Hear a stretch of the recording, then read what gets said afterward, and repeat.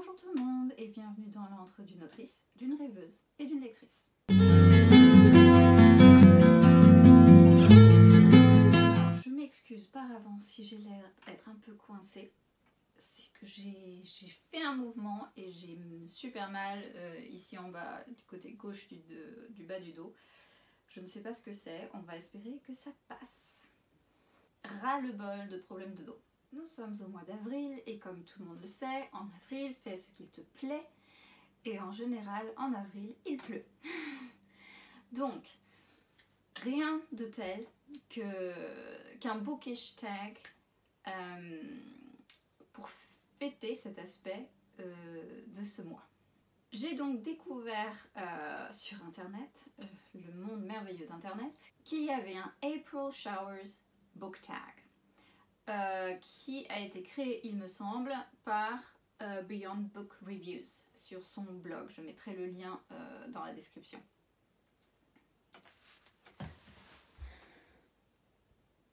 Premier point,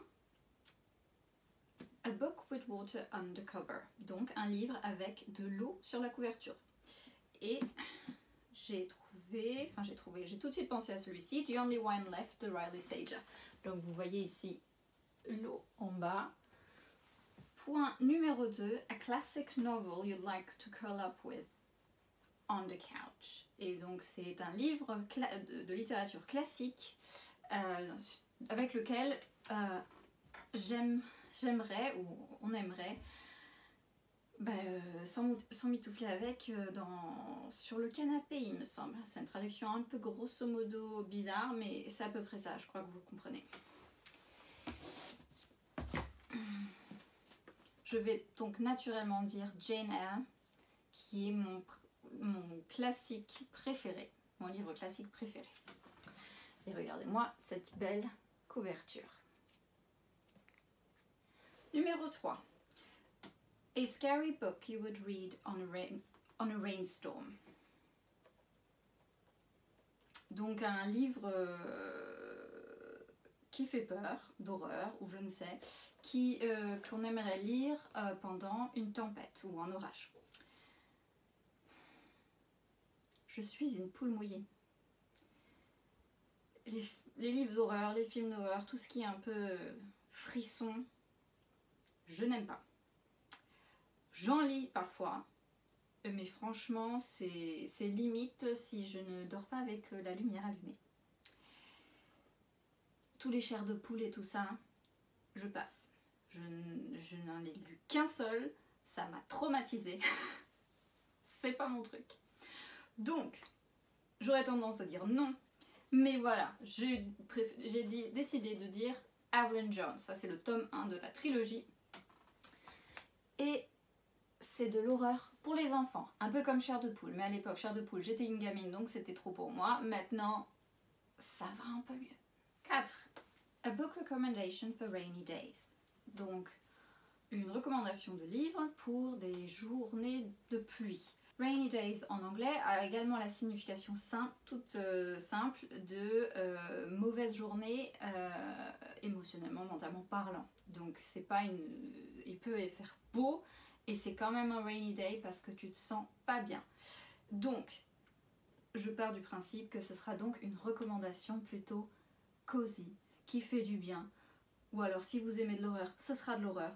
J'ai pas vraiment un livre à vous recommander parce que moi ce qui me fait du bien ne vous fera peut-être pas du bien, mais pensez à ce livre qui éveille que des bons souvenirs et des belles émotions, et ça c'est le livre que vous devrez lire quand vous n'irez pas bien. 5. 2 characters you'd like to spend a rainy day with. Donc 2 personnages avec lesquels j'aimerais passer une journée pluvieuse. Et j'ai choisi Hermione Granger de Harry Potter et Lila Bard de Darker Shades of Magic.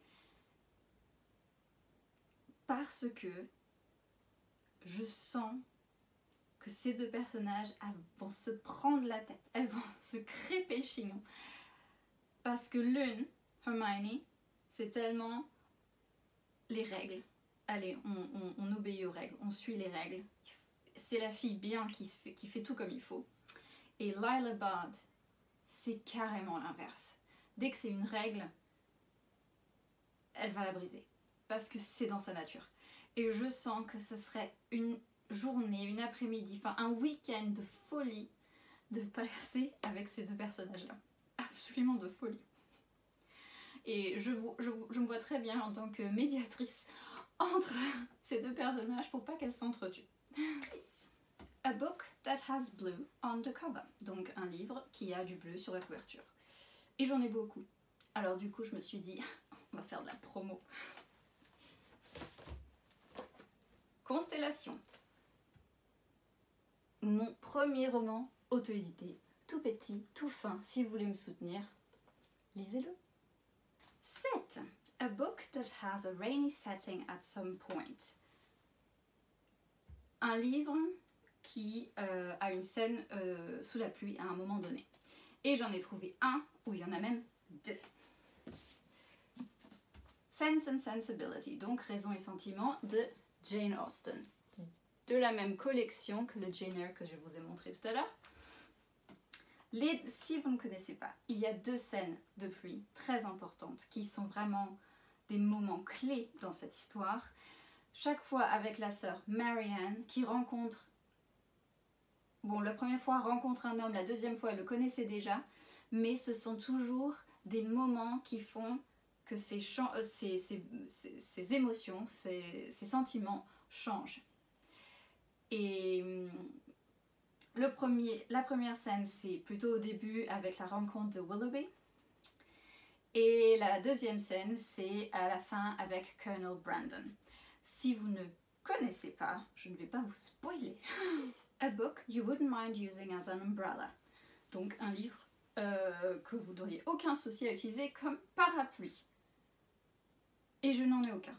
Parce que même les livres que je n'ai pas trop appréciés, j'ai essayé de m'imaginer tenir ce livre, soudain il se met à pleuvoir, et quelle aurait été ma première réaction? Et ma première réaction, c'est de le mettre sous mon manteau pour le protéger. Ça ne sera jamais d'utiliser un livre, quel qu'il soit, pour me protéger de la pluie. De plus, à moins que ce soit l'encyclopédie d'une édition je ne sais pas quoi, super gigantesque, le livre, il servirait à rien comme parapluie. Donc, pourquoi l'abîmer? 9. A character you'd like to share an umbrella with. Donc un personnage avec lequel vous aimeriez partager un parapluie. Soit dit en passant, c'est un truc tellement pas pratique. Il y en a toujours un qui prend plus de pluie que l'autre. Mais je passe. J'ai choisi deux personnages parce que j'arrivais pas à me décider lequel. Et le premier, c'est Mr. Tumnus dans Narnia, parce que, je sais pas, cette scène où il protège Lucy, pas de la pluie mais de la neige, sous son parapluie, je la trouve tellement adorable. Et du coup, il marche vers sa petite maison où il lui fait du thé. Et du coup, être sous le parapluie avec Mr. Tumnus équivaut à je vais avoir une bonne tasse de thé chaud à côté d'un feu bien crépitant. Deuxième personnage serait Professor Lupin. Parce que je sens que c'est une bonne promenade sous la pluie, partageant un parapluie avec Professor Lupin, serait absolument magique, avec tout son savoir, sa sagesse dans ses conversations. Ce serait un bon quart d'heure, je pense, qu'on passerait sous ce parapluie. Et non, je n'ai pas choisi de book boyfriend pour être sous le parapluie. Mais vous faites ce que vous voulez. 10 ces derniers points. A novel with a dry beginning, but an amazing end. Donc un roman avec un début sec, si c'est la traduction littéraire qui, en fait, un peu chiant, un peu difficile à commencer, mais avec une fin fantastique. Je n'ai pas vraiment trouvé un livre où il y a une fin fantastique, mais en tout cas, j'en ai trouvé un où effectivement, ça s'améliore vers la fin. Et donc c'est A Study in Drowning by Ava Reid, qui est une très belle couverture, et franchement, je pensais que j'allais l'apprécier beaucoup plus, mais je sais pas, le début m'a perturbée parce que j'arrivais pas à le situer dans une époque.